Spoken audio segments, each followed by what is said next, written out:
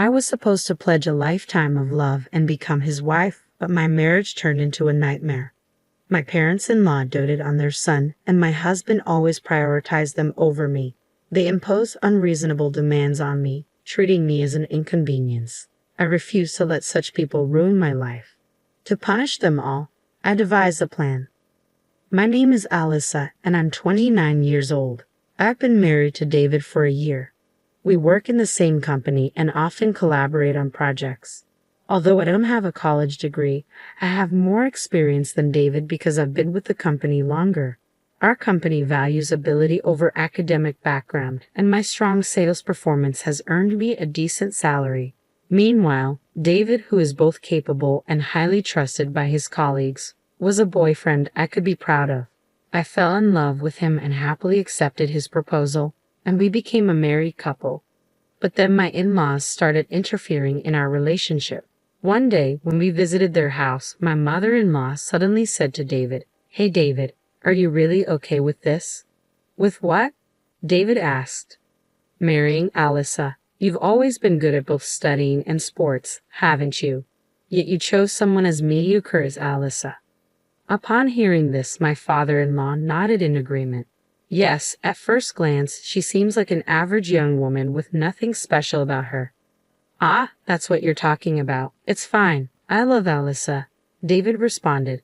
"Really?" "Well, if you say so," my mother-in-law said, giving me a sideways glance. I felt hurt and angry. "I'm sorry I have nothing special to offer," I thought to myself, "but I've also put in my fair share of effort to take on grown woman responsibilities." I cursed them in my mind, but I never spoke out, trying to maintain a peaceful marital life. I wanted to avoid conflict with my in-laws as much as possible. However, one day, they started complaining right in front of me. "Hey David, are you really okay with your current workplace?" his mother asked. "That's right," his father chimed in. "Isn't it a place where even high school graduates like Alyssa can work?" David replied, "But the pay is good, and I have good colleagues." "You're not the kind of man to stay in the same place as high school graduates, are you?" his mother persisted. "You're smart. There must be many other good jobs out there." They kept glancing at me as they tried to persuade David. Believing that responding would mean losing, I deliberately didn't react, but inside, I was seething. What's with that tone? I thought, I do my job well, and there's no difference in work performance based on whether you're a high school graduate or not. In fact, sometimes I earn more than David does. It's safe to say I don't have a good impression of my in-laws who judge people based on academic background or appearance. However, they don't physically bully me, and I don't suffer much direct harm. I had told David in advance that I was a high school graduate, and knowing that, he had said, "I love everything about Alyssa." I took pride in myself for achieving results in a company that values ability over academic background. No matter what my in-laws said, I believed and never doubted that David was on my side. However, after a little while had passed, an incident broke out. Out of nowhere, my husband began speaking of something unbelievable. "Hey, I've been thinking. I've decided to switch to a different job." "What? Wait, what are you talking about all of a sudden?" "Well, I was talking to my parents, and I just realized our company even takes in a high school grad like you, Alyssa. I have a college degree, so there must be a better job out there for me," David declared. "Are you serious? You're making fun of both me and the company, aren't you?" I shot back. "But it's true, isn't it? There's no need for me to work at a job that even a high school graduate can do. Plus, my mom said she could introduce me to a job through someone she knows." "Stop it. We are blessed with a good work environment, and now you say something like this. You're nagging." I finally realized I'm not someone who should be stuck in a place like this. So, his parents had influenced him. He had taken their words at face value and convinced himself that he was too good for a current job. The very next day, without discussing it with me, David submitted his resignation and casually left the company where we met. Only a year into our marriage, my husband had resigned from our workplace without a second thought. He switched to a factory job introduced by his mother, where his salary dropped to about half of what it was. The only advantage, if any, was that it was close to home, making commuting easier. About a week after starting his new job, David began to complain about the factory. "That guy never went past middle school, but he has the nerve to tell me what to do," he shouted, scattering his clothes around. I stepped in to stop him. "Wait, why are you so angry?" If you make such a loud noise, it's going to bother the neighbors. Shut up. Why do I, a university graduate, have to be bossed around by a low-level boss who's just a middle school graduate? Well, you just started there. It can't be helped. He's your boss, right? I don't care. He can't even study, but he has the nerve to boss me around. Damn it. Who's the real problem here? What can a newcomer do without instructions from their boss? You chose to switch jobs, so bear with it a little, I retorted. I know that already, he snapped. I wondered how long he could endure this situation. My attempts to soothe him and get him to work each day were becoming a constant struggle. My doubts were confirmed when one day he caused a major issue at the factory. You broke the factory equipment, I exclaimed in shock. It's not my fault. It's that damn boss who pissed me off, he retorted, slamming his hand on the table. But that doesn't mean you should break the factory equipment. That's absolutely unacceptable. What were you thinking? I had no choice. That guy was bossing me around even though I'm a university graduate. The trigger was when his boss, who only graduated from middle school, criticized David for not working seriously. In response, David insulted his boss's academic qualifications. The fault was entirely with my husband, and everyone present sided with the boss. Enraged by this, David went to a violent rage. In his rampage, he damaged part of the conveyor belt, stopping the production line. As a result, he was fired and faced a large claim for damages. Since it was a factory that his parents had introduced, the damages had to be paid entirely by David and his parents. Consequently, not only did David lose all his savings, but his parents' retirement fund also seemed to vanish in an instant. Though my parents are struggling right now, they're moving into this apartment next week, David said. I let out an absurd gasp in surprise. Living together? I never heard about this. You're my wife, right? Just listen and keep quiet. This is a done deal. Got it. With these words, he stormed out of the room, slamming the door behind him. A few days later, my in-laws actually moved into our home. I thought it was a joke. Living together was absolutely impossible. I couldn't overlook this, so I confronted my in-laws directly. Father-in-law, mother-in-law, living together is a problem. Shut up. It's your fault our son couldn't make it at the factory, my father-in-law snapped. That's right. You neglected David's mental care, didn't you? My mother-in-law added. Wait a minute. How is this my fault? Can't you shut up? Our life is a mess because of you, my father-in-law shouted. That's right. If you had done things right, this wouldn't have happened. It's all your fault. So living together is natural, right? Ha! What kind of logic is that? Living together is impossible. Shut up. Our home was rented and we've already terminated the lease.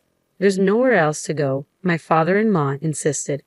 That's right. We have nowhere else to go other than here, my mother-in-law echoed.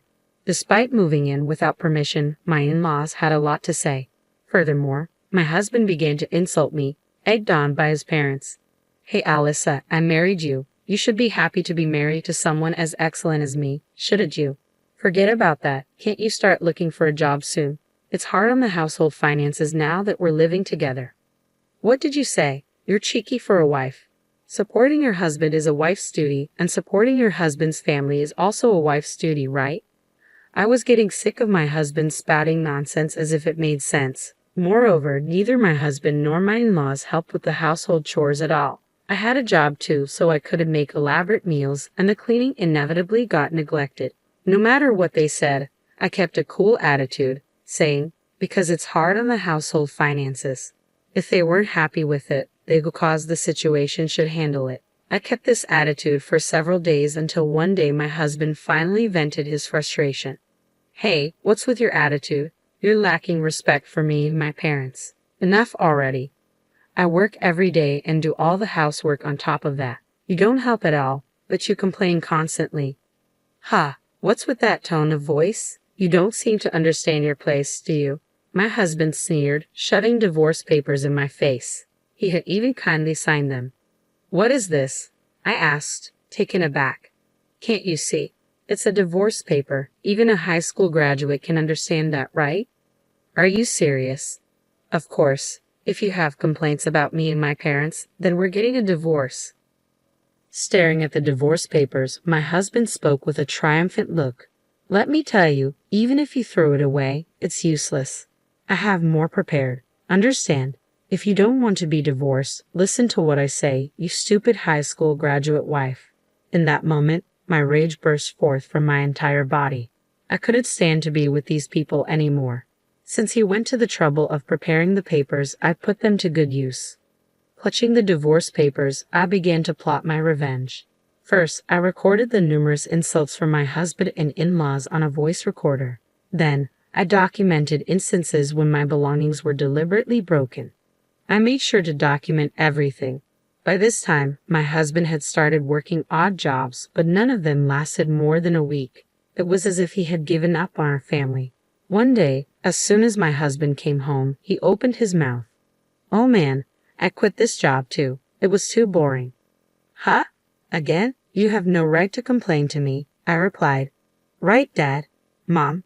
My in-laws just nodded with smiles. This was a usual occurrence, but on this day, my father-in-law delivered the final blow. "Speaking of which, I've quit too," David's father announced. "What? Father-in-law, what are you talking about?" "That's what I'm saying. I've quit my job. I'm planning to live off you, Alyssa."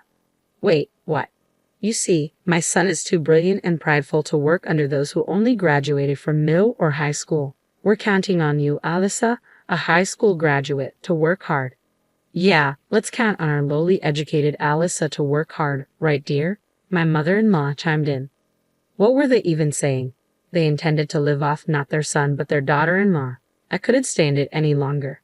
With my father-in-law and husband's simultaneous resignations, I finally decided to put all my plans into action. The first thing I did was to sign a contract for a new apartment. It wasn't for all of us, of course. It was a new place for me alone.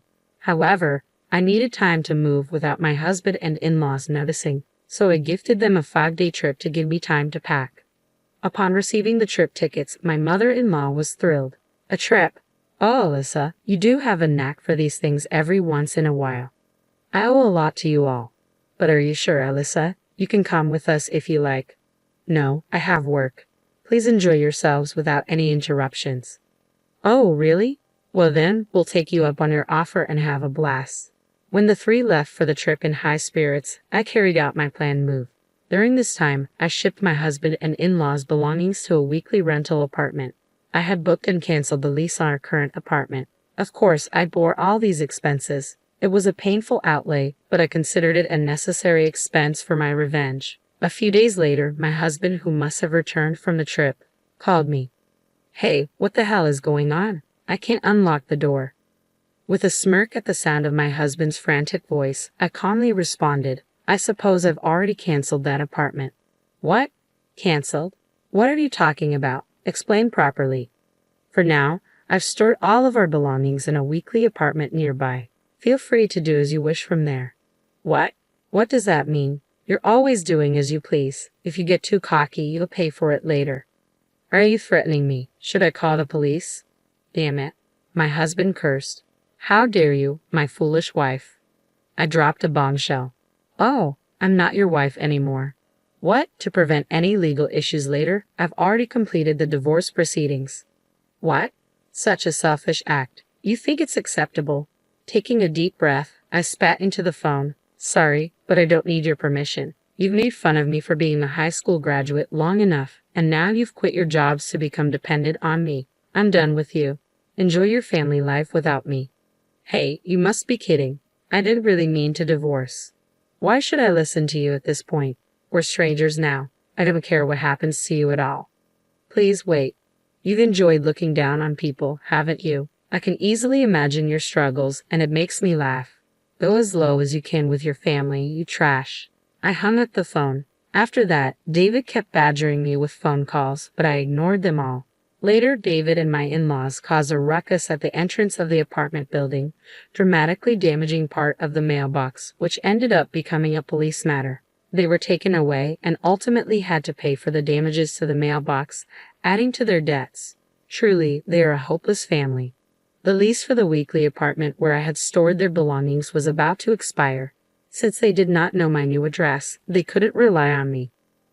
I couldn't help but wonder how David, who quit his job at the same time as his father and his stay-at-home mother, were going to survive from here on out. To make matters worse, my in-laws had even canceled the lease on their rented family home. I could almost see them sinking into a bottomless swamp. I couldn't help but admire my well-executed plan. I don't know how they're going to survive from here on out, and frankly, I don't care. But it's clear their future isn't bright. They brought this upon themselves. On the other hand, I am living carefree in my new home alone. Being able to spend my time leisurely without anyone bothering me is the ultimate bliss. For the time being, I don't think I'll be living with anyone else. I plan to thoroughly enjoy my time free of any worries.